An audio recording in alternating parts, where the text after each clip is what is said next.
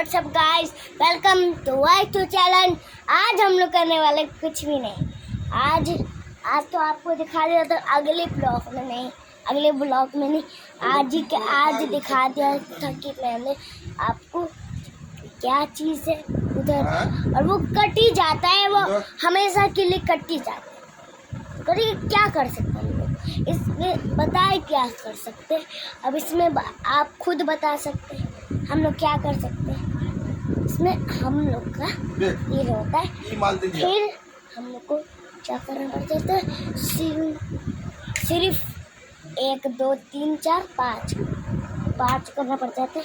और ये देखो मुझे जहरुद्दीन भाई को क्या कर रहा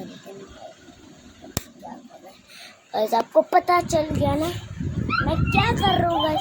ये देखो मेरा जहरान गाइस को हेलो कर दो। जहरान गाइस को हेलो कर दो। Guys hello.